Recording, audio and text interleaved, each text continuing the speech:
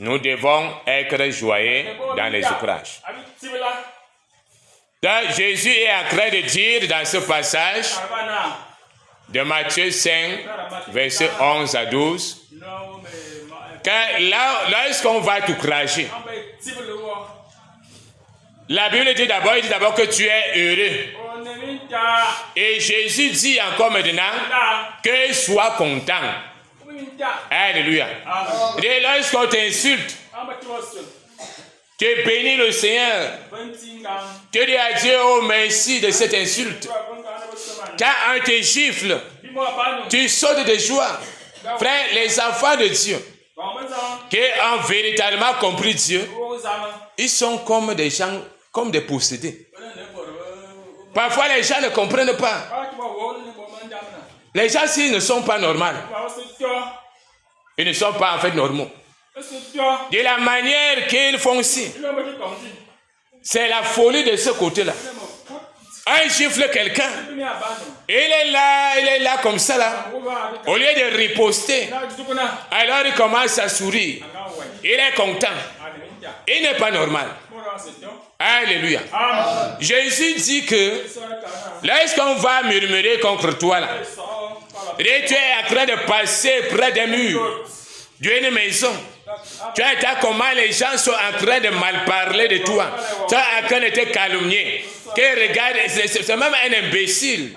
C'est une personne vraiment qui ne vaut rien.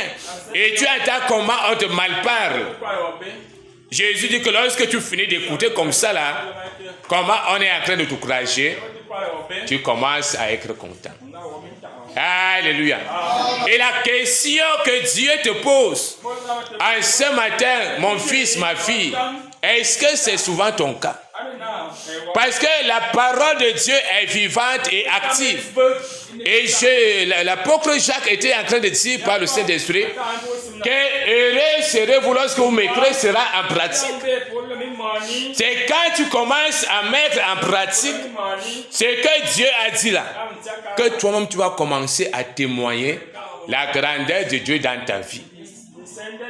Mais qu'est-ce qui se passe lorsqu'on a insulté quelqu'un? En ce temps-là, c'est grave. On ne salue plus la personne. Les pensées dans le cœur se bousculent. Le cœur devient noir. On ne peut plus louer Dieu. On commence à avoir des distances. Et tu ne seras pas heureux. Et les bénédictions qui étaient attachées à ce qui s'est passé là, tu vas rater tout cela. Alléluia. On doit être des chrétiens matures. On doit être des chrétiens capables. On doit être des chrétiens qui élèvent très haut le nom de Dieu. Et prépare-toi à ce que désormais on va t'insulter. Et parfois ce n'est pas toujours les païens. Mais Dieu permet que celui qui est à côté de toi, même celui que tu as dans l'estime, que ce soit parfois par lui, que tu reçoives les murmures, que tu reçoives les outrages, que tu reçoives les calomnies. Frère, ceci est une bénédiction. Parfois les gens ne le savent pas. Lorsqu'on voit ici, lorsque Jésus était en train de parler aux disciples, il disait, il n'y a personne qui, ayant abandonné père, mère, maison, terrain, famille, ne puisse retrouver un centuple des pères, des mères, des frères, des maisons, des familles. Et avec quoi? Avec des persécutions. C'est-à-dire avec des insultes, avec des moqueries, avec des outrages, avec des gifles, avec le mépris. Donc Jésus a introduit également l'outrage pour bénir son enfant, pour bénir les enfants de Dieu. Et du coup, lorsque la bénédiction de Dieu arrive dans la vie de l'enfant de Dieu, il dit, pourquoi on insulte les gens? Pourquoi on méprise les gens? Le mépris, la moquerie, en fait, les outrages et même toutes les difficultés de la vie chrétienne contribuent à la bénédiction des enfants de Dieu. Et au lieu donc maintenant d'être en colère, que lorsque Dieu apporte la bénédiction, tu veux seulement voir les grandes maisons, les voitures, tout ça, et comprendre que non, tu es béni. Mais lorsque Dieu amène également l'autre bénédiction là, qu'il a dit qu'il y aura des persécutions, il dit non. Non, la qualité ici, ce n'est pas le frère qui doit m'insulter. Hein? Celui avec qui je marchais là. Mais dans le voici qui me méprise. Non, ce n'est pas possible. Et la personne se met en colère au lieu de se réjouir.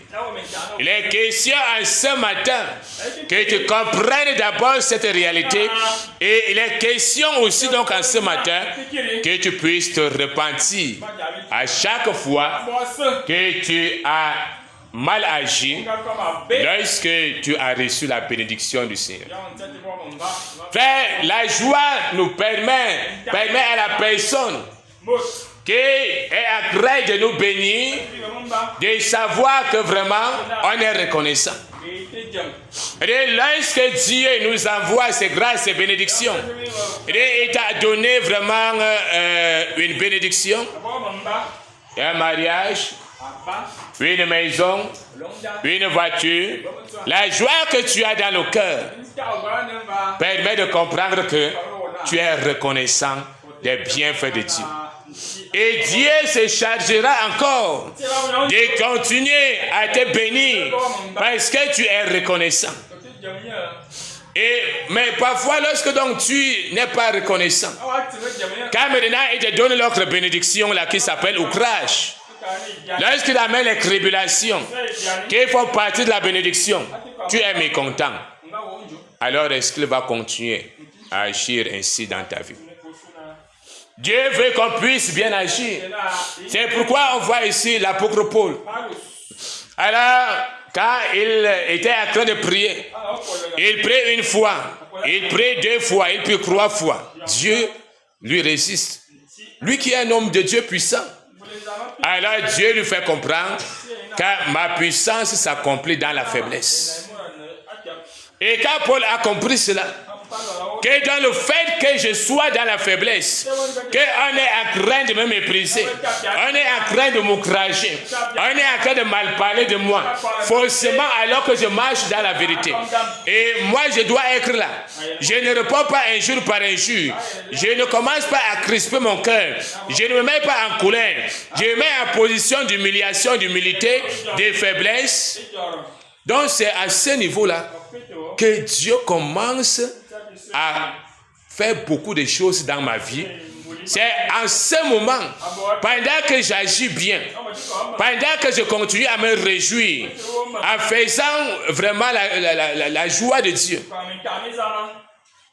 malgré toutes ces choses, c'est en ce moment-là que ma puissance, la puissance de Dieu, est en train de travailler abondamment dans ma vie.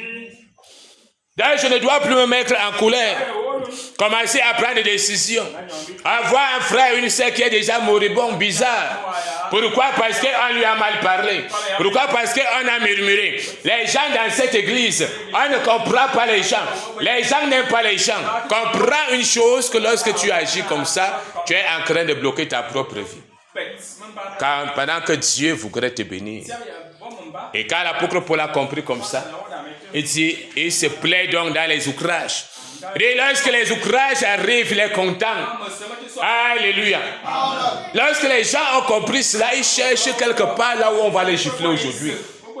Qu'il va me mal parler, oh Dieu. Comment moi je peux rester sans être béni? Permets que quelqu'un me piétine. Permets que quelqu'un m'insulte. Alléluia. Lorsqu'on comprend comme ça, on cherche là où on va nous mépriser quelque part. Pour le nom de Jésus-Christ.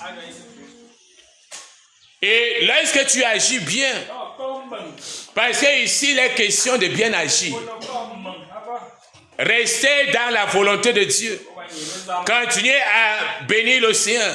Lorsque tu agis comme ça, en aimant toujours les uns les autres, même tes ennemis, alors Dieu va donc te bénir.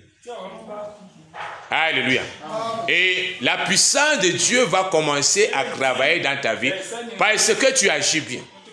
Et c'est pour cela qu'il a parlé, Jésus a parlé. Parce que ici, il a enseigné cela aux gens.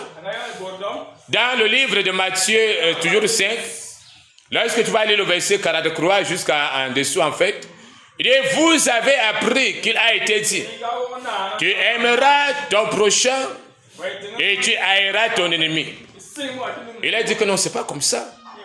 Et moi, je vous dis, aimez vos ennemis, bénissez ceux qui vous maudissent, faites du bien à ceux qui vous haïssent et priez pour ceux qui vous maltraitent et vous persécutent, afin que vous soyez fils de votre Père qui est dans les cieux.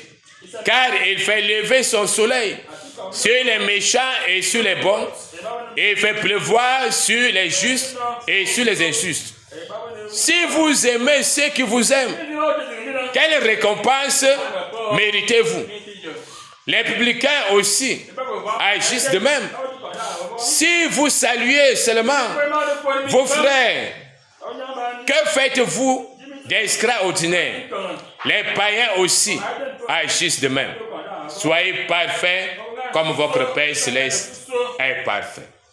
Alléluia. Il dit, si tu rends à ton ennemi le mal, selon la loi de Talion, tu te fâches contre ceux qui te maltraitent. Tu te fâches contre ceux qui te crachent.